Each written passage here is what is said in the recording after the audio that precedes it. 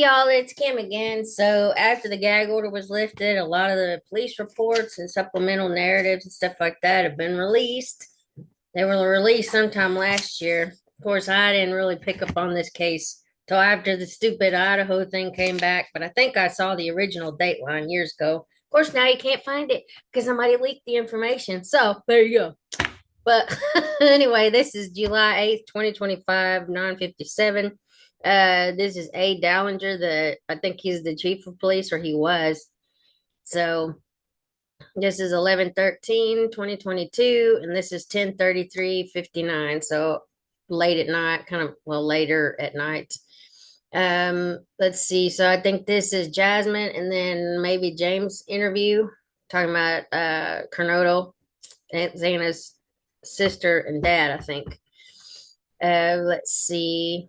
So the narrative on November 13th, 2022, at approximately 12:53 hours, I arrived on scene at 11:22 King Road and spoke with Sergeant Gunderson and Sergeant Lawrence, who gave me a brief overview of the information gathered at that time. Sergeant Lawrence informed me the Idaho State Police were going to assist in the investigation and were organizing to respond to the scene.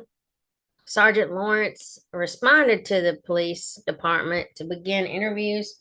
I remained on scene on the perimeter awaiting further information. Approximately 1 hour later, a male approached the scene and began speaking with Sergeant Gunderson. The male was identified as something Kernodle. I don't remember his name. It might be like James or something. I overheard something state his daughter overheard him state his daughter lived in the 1122 King Road, and he had been trying to get in touch with her but was unsuccessful. It was also learned something Jazzmin, our Kernodle, was nearby the scene. I asked him if he heard, and he could come to the police department and talk with me. I don't know the guy's name, but I know the sister's name is Jazzmin. He agreed, and I returned to the police department. I contacted Sergeant Lawrence at the police department and asked if he had the names of the victims. Sergeant Lawrence stated he did and gave me the list. I saw one of the victims' names was Xana A. Kernodle, which they misspelled it here. I then met with him and Jazzmin in the interview room off of the police department lobby. Once in the room, I activated the audio and video recording. I asked, I guess the dad and the sister, Jazzmin, for their information, and they both handed me their Arizona driver's license. After writing down their information, I asked, let's see, him what the name of his other daughter was, whatever his name is. Told me her name was Xana. Sorry, I'm messing this up because I just don't know his name. Let me look. I'm just going to Google it. That way it makes it easier because we know we're talking about the kernel. Okay.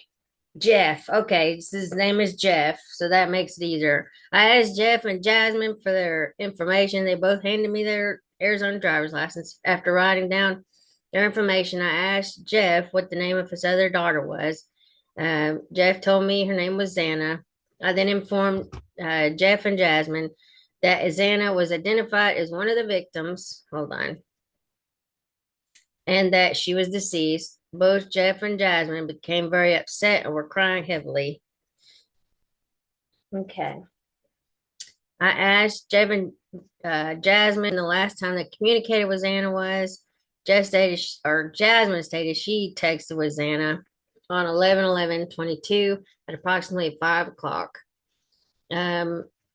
Hold on. Jazzmin said the text messages were brief and were not of any substance. Jeff said he texted Xana on 11/11/22 around 3:40, and she responded stating she was at work.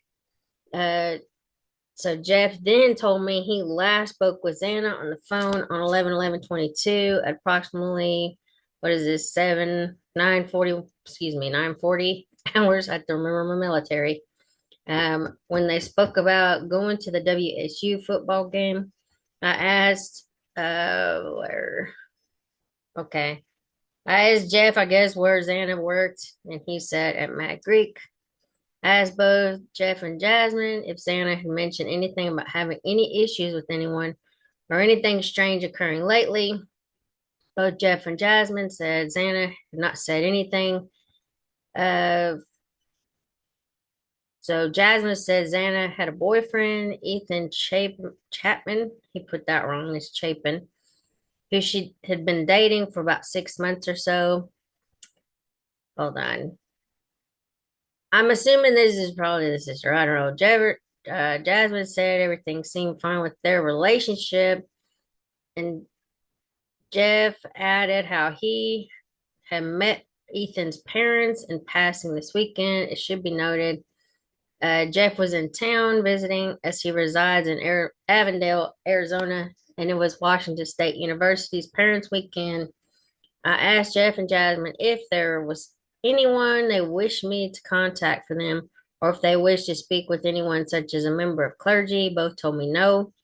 I gave them both my business card and informed them our detective will be in contact with them in the near future. Jeff and Jazzmin then left the police department.